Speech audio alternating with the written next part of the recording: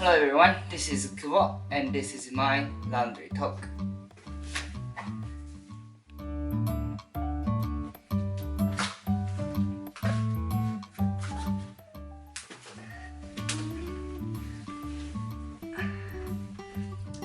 Hello everyone. So today I'm gonna talk about a little bit spooky, a little bit scary story. First of all, do I believe in ghosts? Not necessarily. But I do enjoy scary movies, horror stories and stuff. I love to consume them as more entertainment rather than something actually harming to us. So yeah, definitely I'm in the spectrum of believing ghosts. And I will tell you my story happened about, I would say 3-4 years ago. I was second year of university. Nothing too scary, so don't worry about it. But so going back 5 years, I was in Tokyo at the time, and then my hometown is 2 hours away from Tokyo. And I had a little bit party with my old friends from hometown. So I went back to my hometown 2 hours away, and I met my friends at the pub, Japanese pub. Just party started regularly. The difference between Japanese party and North American party, I would say, is the people. We just invite people within the friends group, so everybody knows each other, kind of thing. Anyhow, so that I went back to my hometown, met them, and just party started going well. And then one of the friends there, she said she can see ghosts, she can feel it, and she has that kind of sixth sense. And I was like, okay, interesting. And she said one guy of this group has really bad ghost, and she said that's me. So okay. And we were also kind of drunk as well, so we were kind of jokingly talking about it, and she was like, oh yeah, you got weird female ghost next to my right shoulder. And she said, I will give you this little, it's I don't know, it's just a little thing, and just have this one and you'll be fine, but just be careful in that side, my right shoulder. And I was like, okay, tone is too serious. We are having fun here, so what, let's just go back to fun moment, and because the atmosphere became a little bit colder at the time, so we were just like, okay, let's just have fun. And we really had great time afterwards as well, and we just called in a night around before midnight. And then nothing happened afterwards, and probably 2 weeks later, so I was working at Japanese pub in Tokyo, so I went back to Tokyo from my hometown, and then I had a part-time job at the pub, so I went there. And one of my coworkers said I'm really into fortune telling, and my name's Kubo. Are you interested in going there?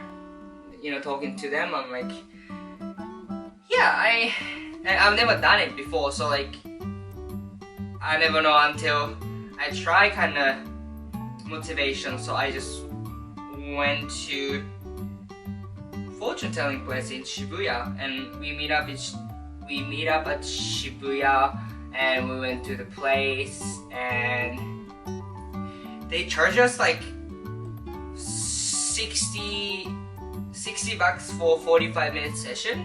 I'm like, oh, that's kind of expensive, but also like I'm just so excited about what she's gonna tell me. And the one I chose, she's fortune teller, and she can see my ancestors and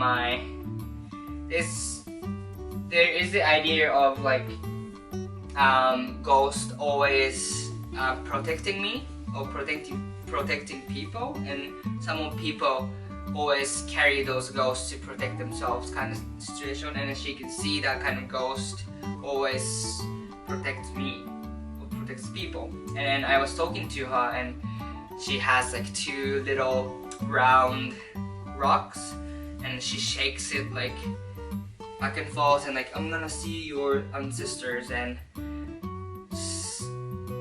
talk to that person kind of thing. And like, you know,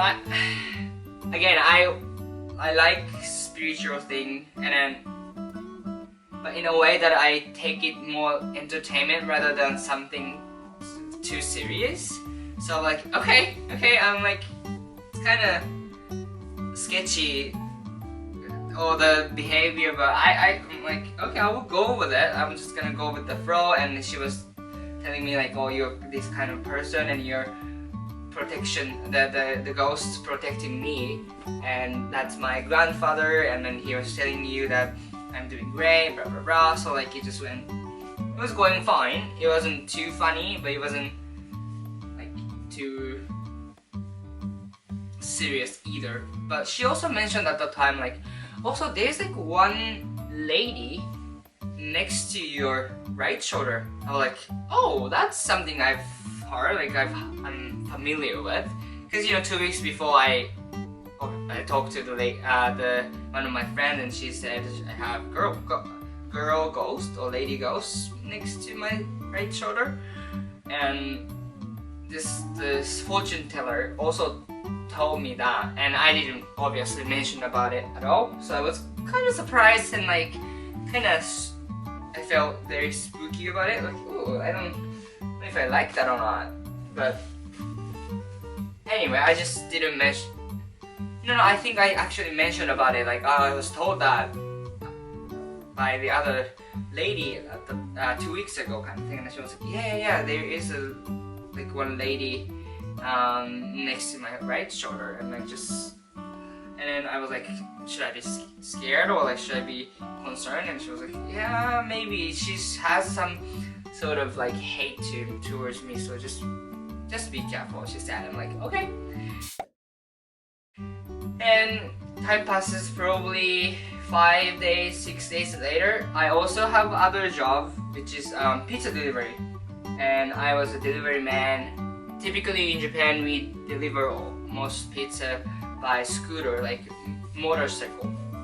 And yeah, I was just doing my job. I was going forward. I was just not going forward. I was just working that day. And regularly, I got ordered to one destination, and not too far, like 10 minutes away from the store. And then manager told me like, you will go there and blah blah blah. And it was just daytime and not too much. It was, I think, weekday, so not much traffic going on. And I was going down kind of steep road, so I was just going very slowly, and I was about to cross the what is it called? The road stuff?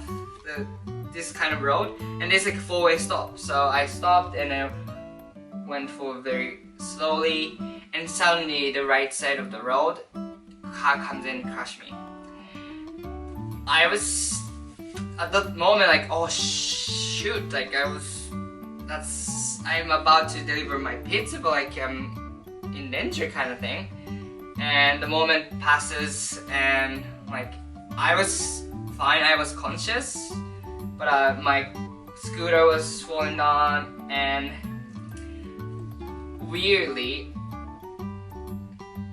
I got big blues right here on the shoulder. And if you remember the thingy the girl gave me, I put them in my wallet, and then afterwards I came back from my work and all the paperwork and check my wallet. The thingy is broken, and I was like, holy crap, I was so scared. I've never experienced something so spiritual and like ghosty stuff.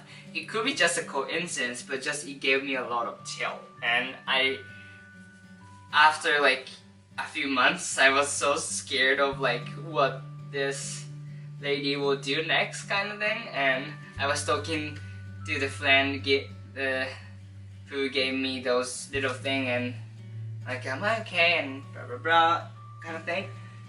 And afterwards nothing happened. So this is the end of the story, but that was like one of the biggest spooky memory I have. The reason why I started talking about this scary story is that summertime is spooky story season in Japan. I don't know if there is such tradition in Canada, but I thought it'd be nice to bring that kind of spooky memory. Yeah, again, afterwards there's nothing wrong happened. Maybe there's lady next to me right now or not. I know. It has been peaceful with her, so like I'm fine with it. Yeah. And afterwards I've never really have experienced something spooky. And I wish I want. And yeah, that's kind of it. I still have some laundry left here, so I will keep talking. I think my love towards scary stuff started when I was in elementary school. I loved reading manga, something scary manga, and every time I trip to somewhere with my family, I always buy a new horror story manga, and like going all the way in the car, I always watch that. And my obsessions towards horror story goes to horror movie, but horror movie is much scarier than manga, because if you're reading manga, you can kind of pace yourself, and then like you have control over the pace of the story. But horror is like you kind of have to let your control go, and usually some scary moment, especially like sudden scary moment, is very intentionally unexpected, right?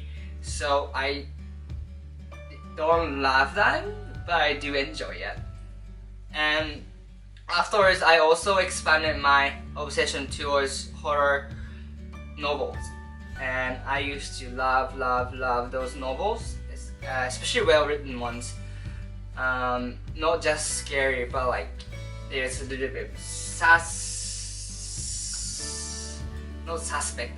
There's a lot of like mysterious things going on at the end of the story, like that connects to the key of resolving all the problems. That kind of story, I was obsessed with that kind of aha moment scary show. And yeah, I don't know why, but those scary stuff and like supernatural stuff, those things still used to excite me a lot. I wonder like there is any like logical explanation that like why certain people like scary stuff and some certain people don't like it.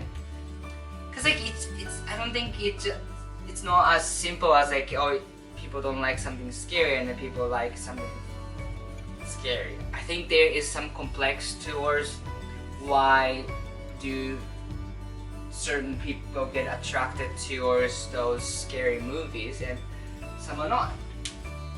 So anyhow, these don't have any partner here, so I'm just gonna put it back here. Perfect, thank you for watching, and I hope you enjoy my scary story.